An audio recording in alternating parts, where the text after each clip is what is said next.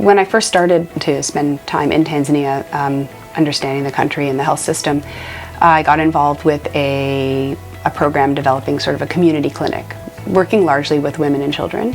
It helped me understand what the burden of disease was and the social challenges. We wanted to learn more about cervical cancer screening because the #1 cancer killer of women in East Africa is cervical cancer. It's a huge burden. And that's largely related to lack of screening. Pap smears are simply not available. And so we started looking at ways that we could get women from our program access to cervical cancer screening services. In Tanzania, they basically leapfrogged past conventional landlines. So when simple mobile phones and then of course smartphones became available, they were picked up really quickly by the population, and they're quite inexpensive. So I started thinking about it after a while, and I thought this would be a really good project where you could look at a way to improve quality. And if you used a smartphone, you could get every nurse who's screening, at least at the beginning when she's just been trained, to take an image of the cervix, which could then later be either checked in real time if you sent it as a text message, or it could be checked by someone periodically to see how they were doing.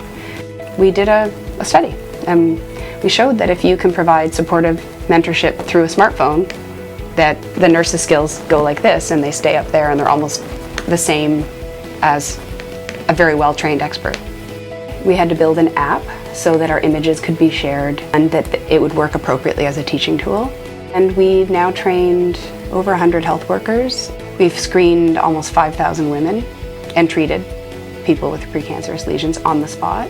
This is an inexpensive tool that allows us to provide great quality assurance and actually really know what's going on in the field with all the people that we've trained.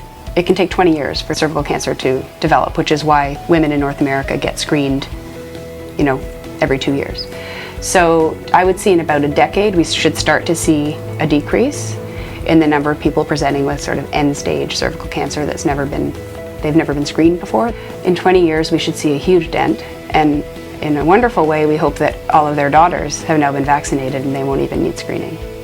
Sometimes when I go out in the field to see what's going on, and I'll go up to a rural clinic and I'll see one of the nurses that we've trained, and she's in there and she's using the smartphone, and then she'll come out and she'll say, oh, we've screened 20 women today and we found 3 with precancerous lesions and we've treated them. So that's 3 lives,